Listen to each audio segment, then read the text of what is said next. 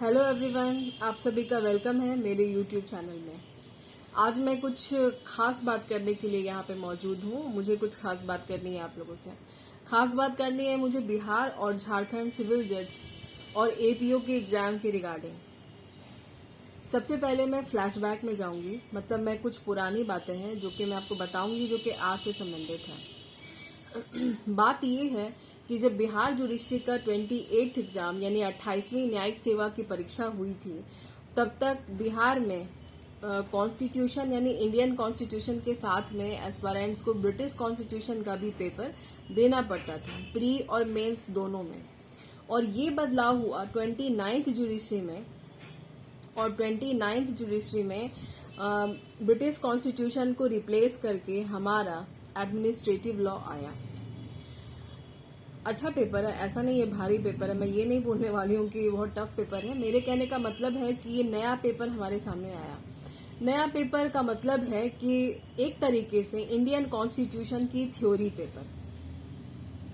Indian constitution में pure theory वाली बात नहीं है, उसमें कुछ टेक्निकल बातें हैं, बहुत सारे केस लॉज आपको यहाँ पर भी मिलेंगे।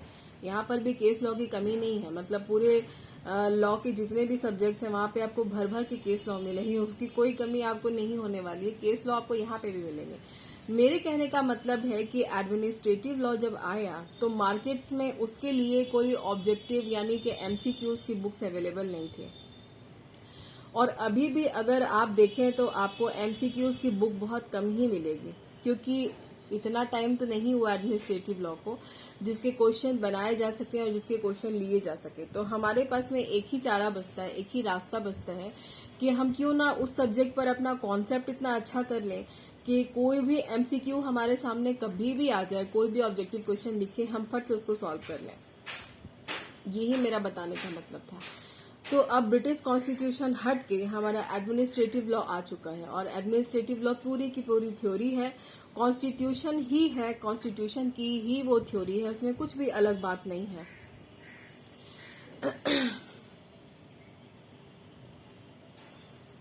बिहार जुडिशरी में 4 पेपर, 4 बोला जाए या तो 2 और पेपर ले लेते हैं, फैमिली लॉ यानी हिंदू और मुस्लिम लॉ।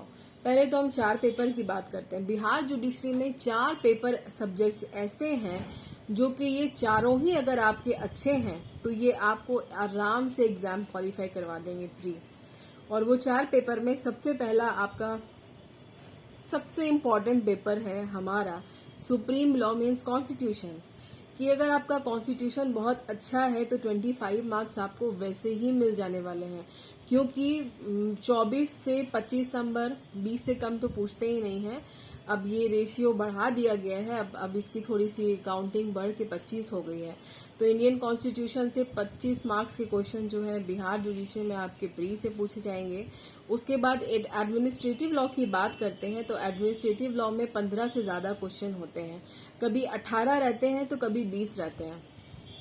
18-20 नंबर भी वैसे तो एक कंपटीशन में तो 1 नंबर की भी बहुत वैल्यू होती है, तो फिर भी 18 से 20 नंबर है, तो 20 नंबर हम मान के चलते हैं। तो कॉन्स्टिट्यूशन में यहाँ 25 हो गए और यहाँ पे एडमिनिस्ट्रेटिव लॉ के 20 नंबर हो गए। अब आगे बात करते हैं कॉन्ट्रैक्ट की।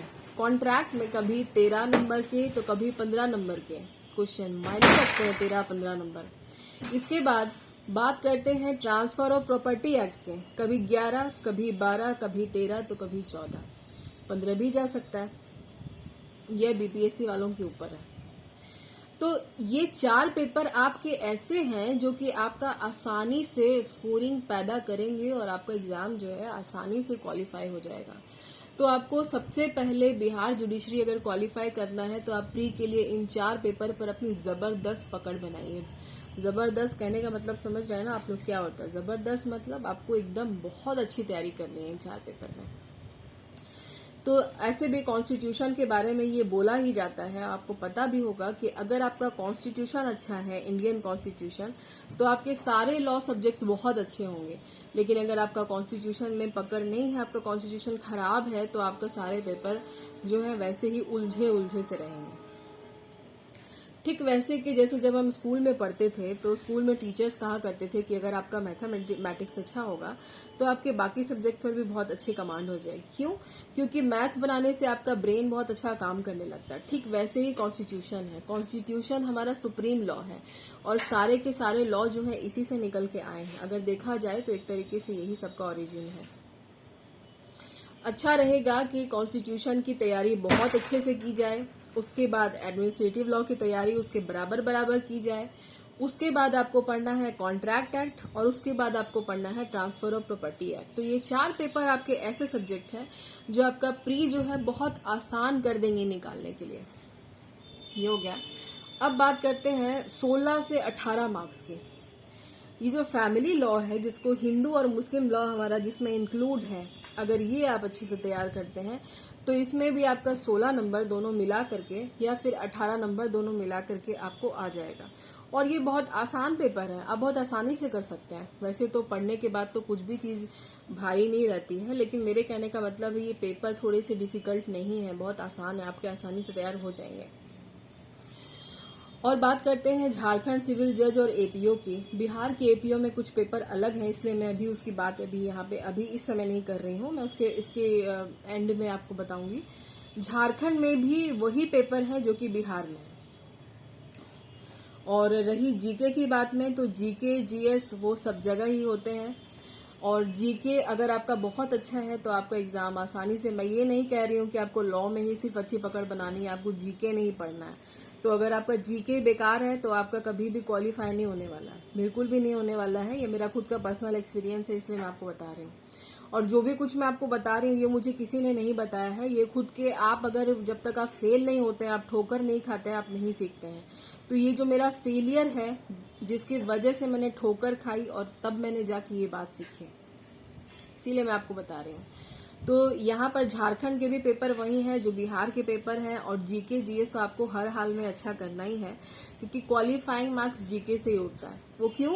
क्योंकि लॉ पेपर आप जो पढ़ते हैं वो मैं भी पढ़ती हूँ, बाकी सारे जितने भी हैं सब एक ही बुक पढ़ते हैं, सब एक ही सेक्शन पढ़ते हैं। सेक्शन मतलब कि सेक्शन, एक ही सेक्शन का मतलब है कि जो सेक्शन आईपीसी में हम 300 में मैं पढ़ रही हूँ वही आईपीसी में 300 में आप भी पढ़ेंगे, कोई नई बात नहीं पढ़ रहे हैं हम लोग, सबका एक ही है। तो लॉ में सबको लगभग कुछ ज्यादा कुछ कम लेकिन बराबर ही मार्क्स होते हैं।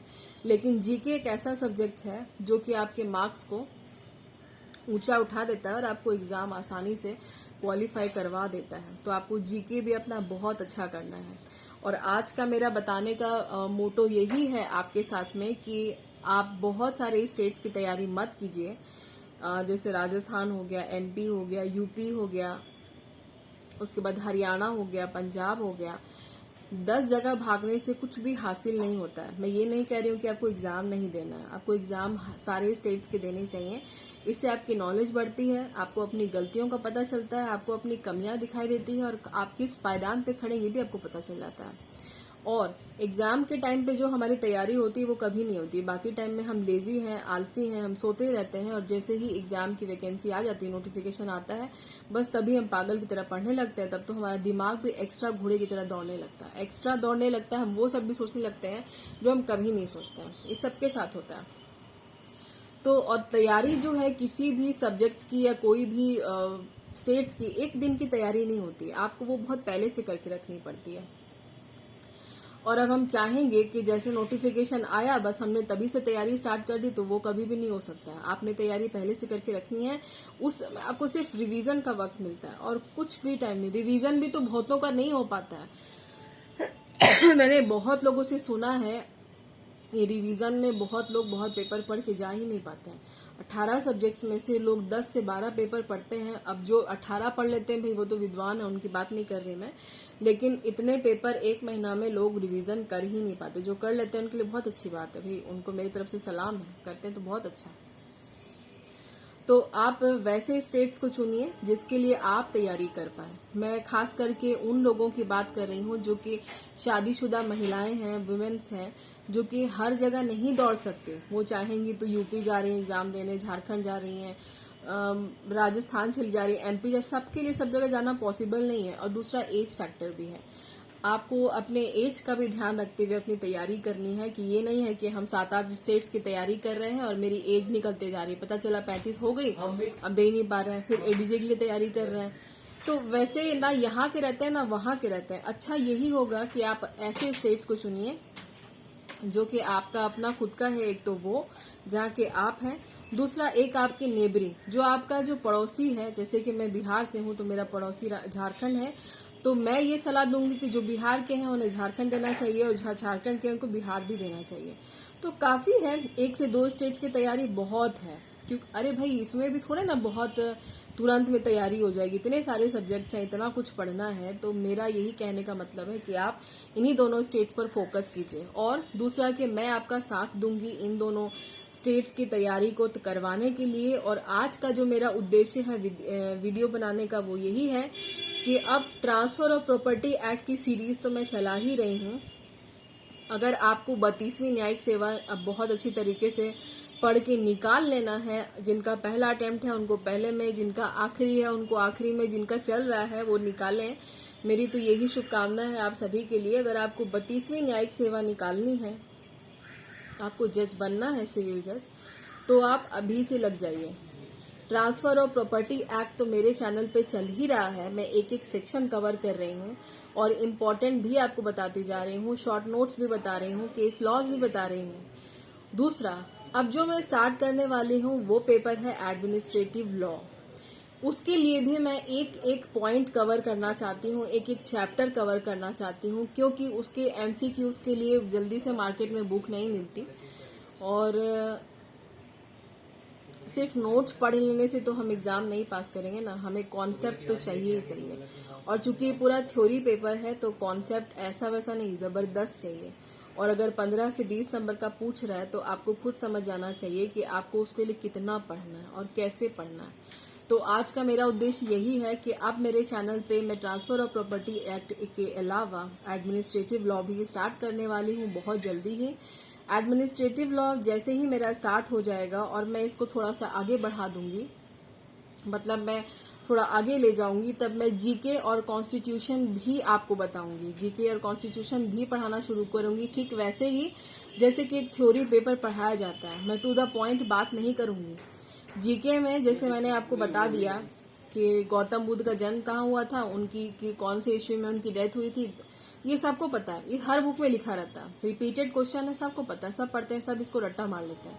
ये जरूरत नहीं है बताने की, बताने की जरूरत है वो हिस्ट्री, वो स्टोरी जो आपको दिमाग में बैठ जाए कि अगर कभी हम कोई बात कहानी की तरह सुनते हैं और उसमें हमें इंटरेस्ट आ जाता है तो वो हमें याद हो जाती है।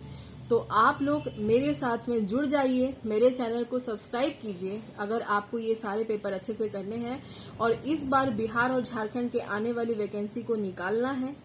पहले अटेम्प्ट में, आखिरी अटेम्प्ट में आपका बीच का चल रहा है, तो इसमें तो आप लोग मेरे साथ में जुड़े रहिए और अपने फ्रेंड्स वगैरह में भी शेयर कीजिए कि अगर उनको भी बहुत वो सीरियस है निकालने के लिए तो वो मेरे चैनल को सब्सक्राइब करें, मेरे वीडियोस को लाइक करें, ताकि मुझे पता चले कि मैं जो पढ़ा रही हूँ आपको सच में पसंद आ रहा है। और नहीं पसंद आ रहा तो अनलाइक कर दे भाई, वो तो मैं खुद खुल के बोल रही हूँ, बिल्कुल अनलाइक करें ताकि मुझे पता चले कि मेरी गलती है, मुझे आपको बताने में दिक्कत हो रही है, मैं आपको नहीं समझा पा रही हूँ। अनलाइक भी करें आप और कमेंट करके बताएं आपकी क्या समस्या है, आपको क्या समझ में नहीं आ रहा है मुझे, और क्या इम्प्रूवमेंट की जरूरत है, आपको क्या चाहिए, आपकी क्या डिमांड्स हैं।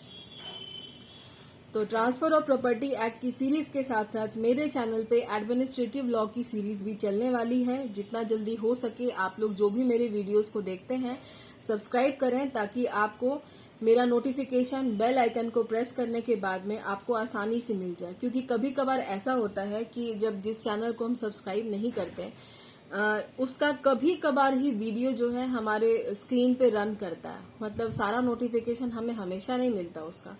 तो जिस चैनल को हम सब्सक्राइब कर लेते हैं उसका नोटिफिकेशन हमें आते रहता है आसानी से, कोई दिक्कत नहीं है सब्सक्राइब करने में। लेकिन नहीं मन करता है तो मत कीजिए, ऐसा भी कोई जरूरी नहीं, जबरदस्ती नहीं कि मैं आपका उंगली या अंगूठा लेकर के वहां पर जबरदस्ती आपको करवा रही हूँ, ऐसा कुछ नहीं है।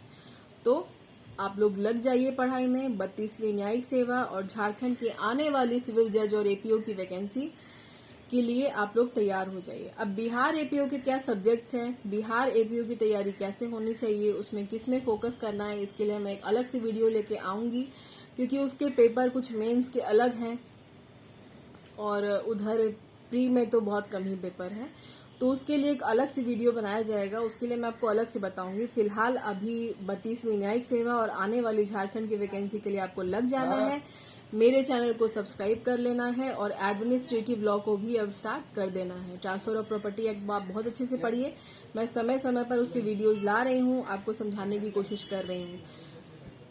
जिन लोगों ने मेरा चैनल सब्सक्राइब कर लिया है उनको मेरी तरफ से बहुत सारा थैंक यू। जिन लोगों ने मेरे वीडियोस को देखा है, मुझे व्यूज बहुत सारे मिले हैं, 1000 के करीब मेरे चैनल पर मेरे वीडियोस में व्यूज हैं, तो मुझे बहुत अच्छा लगा कि लोग मेरे वीडियोस को देख रहे हैं। भले सब्सक्राइब नहीं कर रहे हैं वो अलग बात है, लेकिन देख रहे हैं, अपना समय दे रहे हैं, ये इसके लिए भी आपको बहुत सारा थैंक यू।